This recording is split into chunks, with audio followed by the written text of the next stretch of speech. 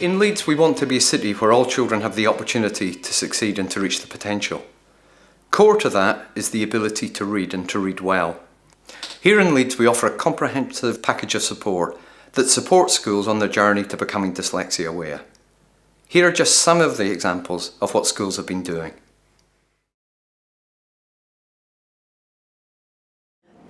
When I first found out I was dyslexic, I was a little bit upset and envious of kids that could read and write, and I felt like it was this giant hurdle as much as I could never overcome it.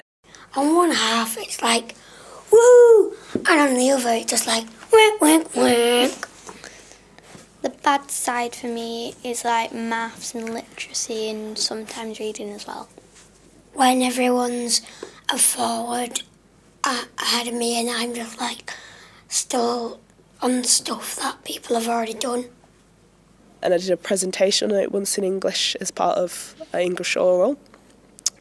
And I got them to do an exercise where I had like a moving GIF on the board of what it's like to see like a dyslexic, and I asked them to write with their non-dominant hand, and they couldn't do it, and they were like, how do you do this every day? It's made me more determined in that I don't want to give up as easily, that just because there's something in my way doesn't mean there's not a solution to it. I think before I started the training, I did have a lot of misconceptions about what dyslexia was. It's helped me to understand it better, and so I've been able to support pupils better who were struggling with a specific learning difficulty. Following the training, I went back to school straight away very excited about things that we could do immediately. So we first of all looked at classroom setup and things that you could have around your classroom all the time. For example, having an alphabet arc up on display in every classroom makes such a difference to children, and it's something that can be done really quickly.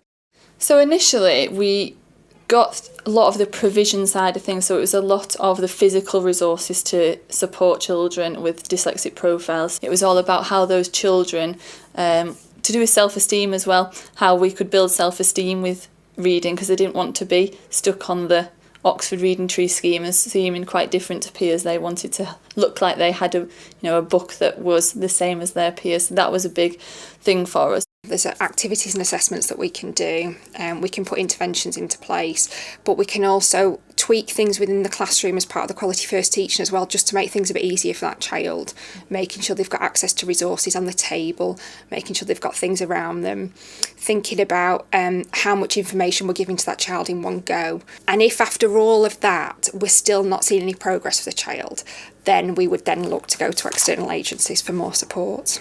So we used a program called Dragon Dictation, and this was something that worked so well for him. And he now can speak into his iPad, into the Dragon Dictation app. It will write it for him, and then it's his choice if he does want to do some writing in his work. He can write from that, or he can print that out, and that can go in the book. And the progress that he made from that was absolutely fantastic. For some dyslexics, it's like a cognitive thing where we will visualise images with words. And also print stuff out for people with dyslexia. Yeah, it helps a lot, like a lot. The best advice I give my teachers in primary school would be don't put dyslexics or anyone with a disability or learning difficulty in a box. They had to think of different ways to actually help me. So most of the times when I write my note form, it'll be arrows pointing to other things. So for me, it all links together. I'll make flashcards of what I'm doing. So again, I'm writing it down, and then I'll come back and do a mind map from memory. Once I've done that, I know I'll get a solid grade. All children in school from reception all the way to year 6 were taught about what dyslexia is and what might it feel like for somebody who is dyslexic. They were so happy that their peers knew more about it and knew why they might take a little bit longer to produce the same amount of work, or why their spelling might be a little bit different to other children.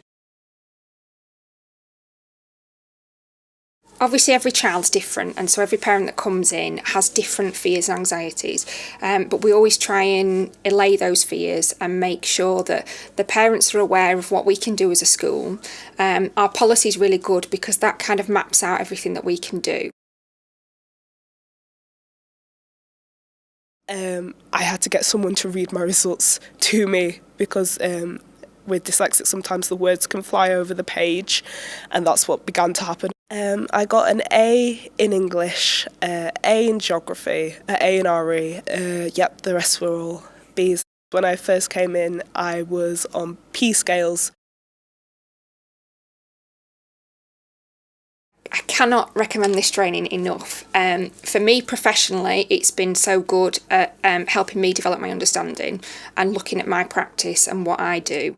I would 100% recommend the training to other schools. The information that we've been given has meant that we can raise the awareness of dyslexia. I think it has helped with the self-esteem of some of our children who do have some difficulties. It's been so beneficial for all the teachers, and how they now teach the children has changed, and it's helping those pupils, but it's also helping every child. It's not been detrimental to any of the children in the class.